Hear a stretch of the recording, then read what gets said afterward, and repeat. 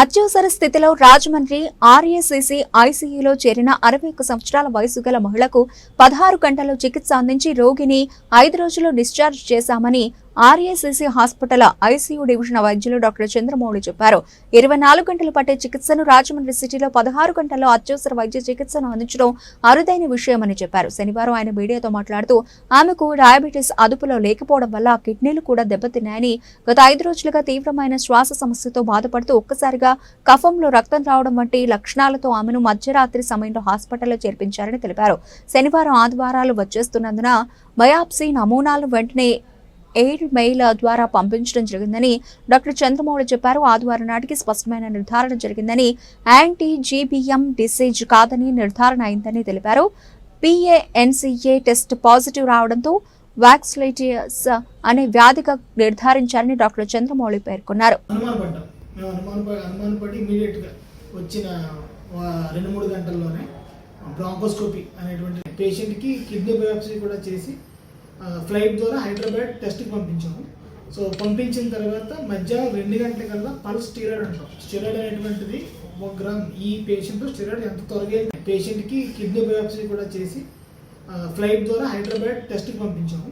So పంపించిన తర్వాత మధ్యాహ్నం 2 గంటలకల్లా పల్స్ స్టీరాయిడ్ అంటాం. స్టీరాయిడ్ అనేటువంటిది 1 గ్రామ్. ఈ పేషెంట్ స్టీరాయిడ్ ఎంత త్వరగా. నమస్తే అండి, నా పేరు doctor Chandramouli, chief intensivist ఆర్ఏసీసీ ICU Rajahmundry. ఒక అరుదైన కేసు గురించి నేను చెప్దాం అనుకుంటున్నాను మీకు ఈరోజు. ఒక 61 సంవత్సరాల ఒక ఆవిడ మన దగ్గర రాత్రి 12 గంటలకు ఐసీయూకి వచ్చారు. ఐసీయూకి వస్తే రెస్పిరేటరీ డిస్ట్రెస్ అంటాం, ఊపిరి తీసుకోవడం కష్టంగా ఉంటుంది వాళ్ళని. సో ఆవిడ వెంటిలేటర్ మీద పెట్టాం. షుగర్స్ ఎక్కువ అవడం వల్ల షుగర్ వల్ల జరిగిందేమో ఇది అనుకున్నాం బేసిక్గా. కానీ పొద్దున వచ్చేటప్పటికి ఎప్పుడైతే గొట్టం వేసామో ఆ గొట్టంలో బ్లీడింగ్ అవుతుంటే ఇది వాస్కులైటిస్ అని ఒక అరుదైన జబ్బేమో అని చెప్పి మేము అనుమానపడ్డాం. అనుమానపడి ఇమీడియట్గా వచ్చిన 2-3 గంటల్లోనే బ్రాంకోస్కోపీ అనేటువంటి టెస్ట్ చేసి ఇది ఊపిరితిత్తుల్లో బ్లీడింగ్, డిఫ్యూజ్ ఆల్వియోలర్ హెమరేజ్ అంటాం, అది వచ్చిందని నిర్ధారించాము. తర్వాత అది వస్తే ఆటోమేటిక్గా కిడ్నీ కూడా ఎఫెక్ట్ అవుతుంది వీళ్ళలో.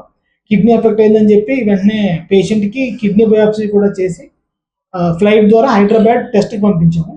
సో పంపించిన తర్వాత మధ్యాహ్నం 2 గంటలకల్లా పల్స్ స్టీరాయిడ్ అంటాం. స్టీరాయిడ్ అనేటువంటిది 1 గ్రామ్. ఈ పేషెంట్లో స్టీరాయిడ్ ఎంత త్వరగా వెళ్తే అంత మంచిది అనమాట. సో కానీ స్టీరాయిడ్ తెలుసు కదా, మీరు అందరూ తెలిసినట్టుగానే స్టీరాయిడ్ అనేటువంటి చాలా రిస్కీ ఇవ్వడం. సో మేము క్లినికల్గా ఆలోచించి వితిన్ వచ్చిన 16 గంటల్లోనే అది ఏవి అనేది నిర్ధారించి పల్స్ స్టీరాయిడ్ అనేటువంటిది ఇచ్చిన తర్వాత ఎప్పుడైతే వీకెండ్ అవ్వడం వల్ల టెస్ట్లు లేట్ అవుతాయి, మీ ల్యాబ్తో కోఆర్డినేట్ చేసుకుని వయా ఫ్లైట్ హైదరాబాద్ టెస్ట్ పంపించి అక్కడ బయాప్సీ చేసిన తర్వాత మేము ఏదైతే అనుమానించామో లక్కీలీ అదే రావడం జరిగింది.